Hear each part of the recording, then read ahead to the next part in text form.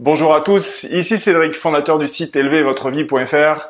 Je suis enthousiaste à l'idée de partager avec vous le contenu de cette vidéo aujourd'hui.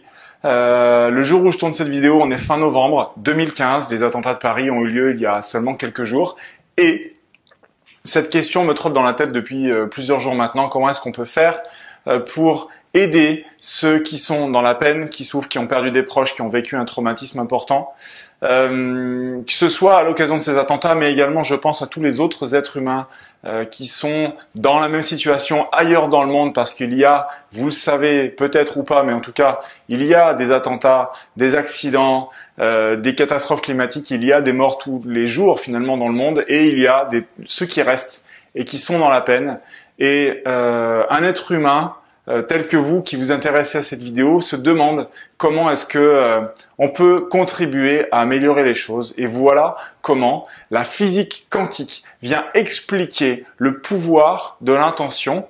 Accrochez-vous, on va parler de physique quantique, ça va être relativement simplifié, mais l'idée c'est que vous compreniez qu'aujourd'hui la science est en mesure de prouver ce que nos instruits, il y a 2000, 3000, 5000 ans, nous avaient déjà expliqué.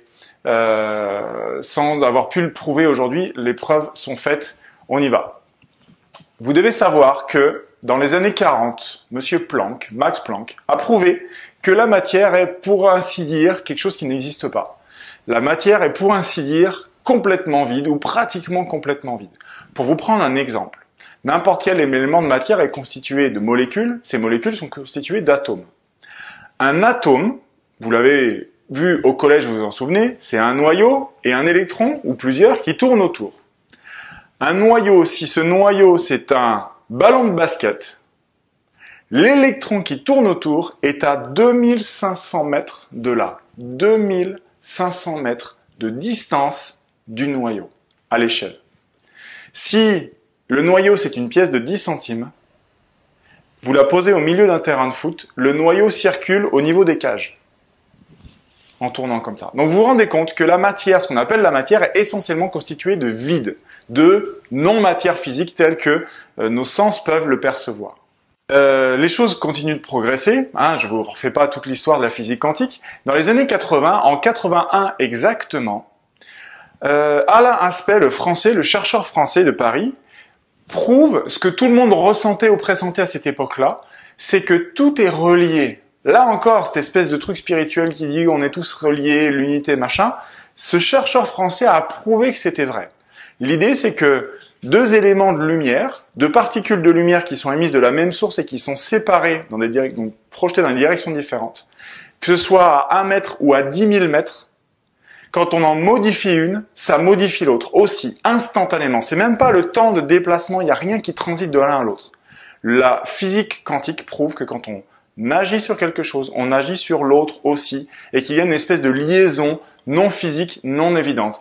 Mais même si Alain Aspect le disait lui-même, même si ça paraît bizarre ou complètement impossible, ce sont des faits avérés et mesurés, il faut se rendre à l'évidence que c'est ainsi. Pourquoi je vous parle de ces deux éléments qui a priori n'ont rien à voir ensemble? Eh bien, c'est justement ce qu'explique Philippe Guillemant en 2015, qui est un physicien français, qui nous dit que aujourd'hui, la physique quantique prouve que la matière, c'est essentiellement du vide, mais le vide, c'est de l'énergie. Dans ce vide, donc dans l'espace entre le ballon de basket et l'électron qui est gros comme une balle de tennis qui se trouve à 2500 mètres de là, entre les deux et tout autour du noyau, il y a un bouillonnement d'énergie non physique. C'est un rayonnement lumineux. En gros, c'est de la lumière, mais qui ne se voit pas à l'œil nu, comme les ultraviolets ou les infrarouges. C'est de la lumière qu'on ne peut pas voir avec nos yeux. Eh bien, considérez que c'est un petit peu la même chose. Il y a de la lumière qui tourne là-bas dedans, et il y a un bouillonnement d'énergie assez hallucinant qui dépasse même l'énergie de la matière, donc du noyau et l'électron. Il vient évidemment confirmer que l'intrication, le phénomène d'intrication, c'est-à-dire que la modification d'un élément va modifier l'autre sans qu'il y ait a priori de lien physique entre les deux existe, et que donc cette liaison non physique subtile dépasse un petit peu l'entendement de notre mental, notre compréhension logique et rationnelle, mais que tout ça existe bel et bien. Et il va plus loin parce qu'il parle de la conscience. Vous savez à quel point cet outil qui est la conscience, ce niveau d'information, vous savez à quel point je l'aime et combien je l'utilise parce que je considère que c'est ce qui rend les hommes et les femmes libres, enfin, libres de leurs conditionnements mentaux. Parce que justement, d'après Philippe Guillemont, la conscience, c'est deux couches d'informations différentes. La première, c'est l'intention, le libre arbitre. C'est quel choix je fais avec ma conscience. Et puis la deuxième couche d'information, c'est cette partie de ma conscience qui perçoit les choses. La première couche, l'intention, va créer une certaine réalité parce que le bouillonnement quantique d'informations, il y en a une partie là-dedans, et donc ce qui est à l'extérieur aussi est relié, et donc mon intention par effet quantique va modifier les circonstances, les rencontres, les heureux hasards et la matière. Et il se trouve que donc la deuxième partie de nous, qui est la conscience qui observe, la partie de la conscience qui observe l'instant présent, ne fait qu'observer les conséquences de la création de l'intention. Et ça, donc, ce sont les deux couches d'informations qui constituent la conscience pour Philippe Guillemont. Ce qui est extrêmement intéressant, c'est qu'il dit donc il y a cette conscience, ok, avec ces deux couches d'informations, et puis il y a par ailleurs le mental qui est conditionné, donc il vient confirmer évidemment tout ce en quoi je crois, ce que j'essaye de vous transmettre depuis quelque temps, et je suis pas le seul à le croire d'ailleurs, hein, on est sur les travaux d'Eckhart Tolle notamment. Notre intention et nos perceptions, donc cette conscience, est vraiment distincte de ce mental qui est un processus qui est ici là, qui est conditionné par nos expériences passées et par nos schémas éducatifs. Et donc ça a fait qui nous semblons être aujourd'hui et comment est-ce qu'on réfléchit. Ce qui est très intéressant, et je vais prendre la source de mes informations, je vais faire de la pub pour ce magazine-là, qui est fantastique, que j'ai acheté cette semaine, et donc l'article avec Philippe Guillemont, qui est ce monsieur-là. Je vous lis la fin de l'article, qui parle des synchronicités du pouvoir de l'intention. Le futur dépend irrémédiablement de nos intentions. Il confirme, par mesure physique, que nos intentions, notre libre arbitre, créent la réalité autour de nous. Le rôle de la conscience est d'assurer la fabrication de notre réalité physique. Je cite, hein. Notre futur est la création d'un collectif de conscience. Donc il y a votre intention et votre capacité à créer votre environnement autour de vous.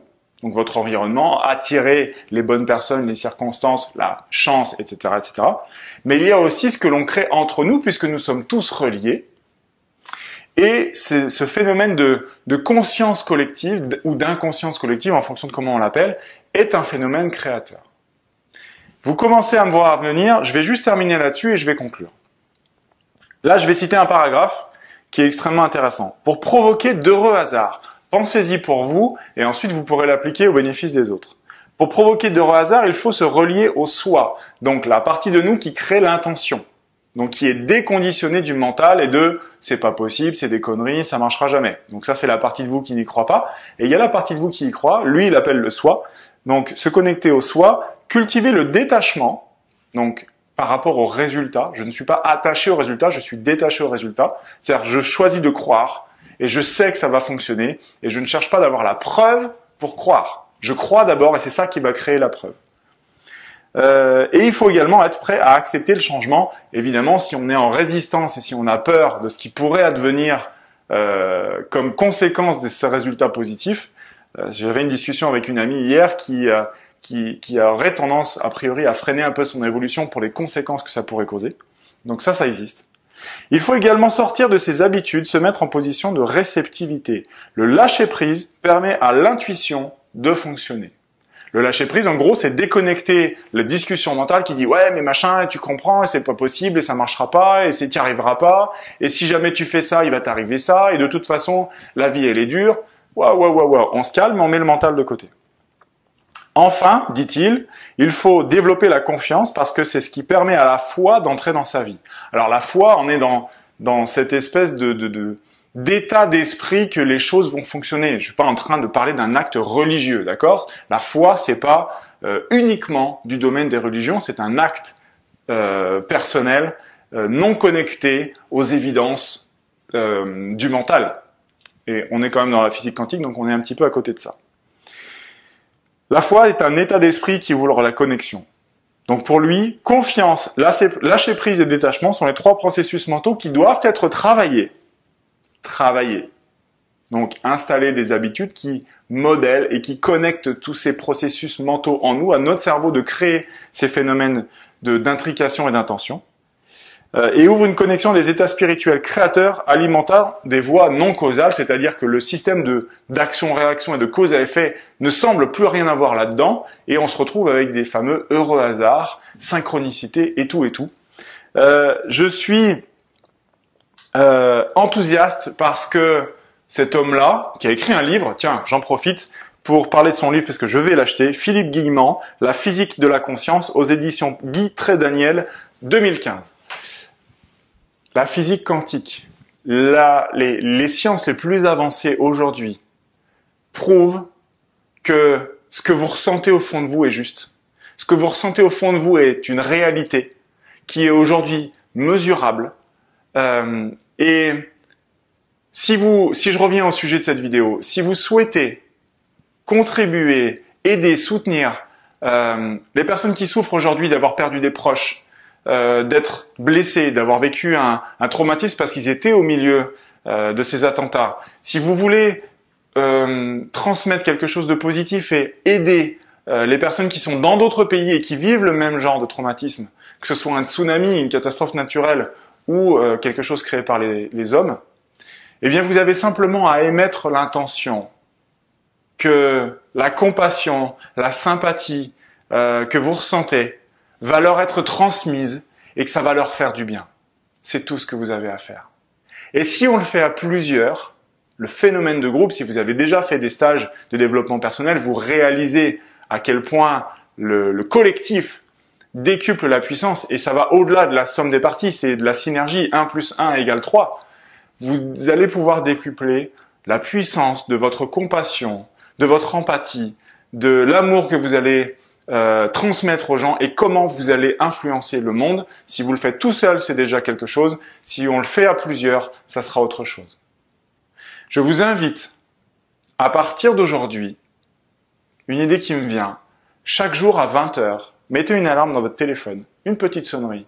Chaque jour à 20h, quand ça sonne, émettez simplement une intention de « Je pense à tous ceux qui n'ont pas une vie aussi confortable que la mienne et je leur transmets toute mon affection, ma sympathie, ma compassion et mon empathie. » Ça prend 1 seconde et demie parce que vous n'avez même pas besoin de faire cette phrase dans votre tête, c'est simplement votre intention de dire « Oui, ma vie elle est ok, oui, j'ai de la chance et j'en envoie un morceau aux autres. » Si vous faites ça à 20h, mais que nos amis du Québec, parce que ici je suis en France, que nos amis du Québec font la même chose, eh ben on a déjà 2 fois dans la journée, parce qu'on a 2 fuseaux horaires où il sera 20h. Si on commence à diffuser et à dupliquer ce système dans le monde entier et dans d'autres langues, imaginez que toutes les heures il est 20h et que toutes les heures il y a des dizaines, des centaines, des milliers de personnes peut-être qui émettent cette intention en même temps, 24 fois par jour. Est-ce que la physique quantique vient pas de nous prouver qu'on peut faire quelque chose pour améliorer le monde, pour faire que l'humanité s'élève, s'éveille, s'apaise, quand bien même on n'opposerait pas d'action de militants ou de manifestants ou quand on n'irait pas faire la guerre pour punir ceux qui nous ont blessés. Est-ce que vous comprenez cette nouvelle réalité qui s'ouvre à nous? Je suis à nouveau très heureux d'avoir pu vous transmettre ce message. J'espère que vous m'avez compris. Si vous souhaitez qu'on organise dans un premier temps peut-être des conférences internet en direct donc pour se synchroniser entre nous, pour commencer à prendre cette habitude-là, de transmettre cette intention. Je suis en train de penser aux bouddhistes en fait qui font ça depuis des milliers d'années, qui auraient demandé à personne qui font ça dans leur coin et qui sont probablement, s'il y a des pratiquants du bouddhisme parmi vous qui sont en train de se dire ah oui mais ça les gars on le savait. Merci les amis. Les partis, ceux d'entre nous qui avaient besoin de cette preuve de la science moderne aujourd'hui, de cette preuve rationnelle, eh bien voilà qui est fait, le message est transmis. Je suis heureux, voilà, et enthousiaste parce que les choses changent, sont en train de changer et il tient à vous et à moi de contribuer et uniquement avec ce machin-là qui est notre cœur et l'énergie qu'il contient et toute cette bienveillance que l'on peut générer et vibrer à l'extérieur de soi, ça marche. Je vous dis à très bientôt. Merci d'avoir suivi cette vidéo jusqu'au bout qui fait plus de 10 minutes. Et si vous le souhaitez contribuer, vous pouvez partager cette vidéo pour contaminer les gens autour de vous. Je vous embrasse fort. Je vous aime. Au revoir.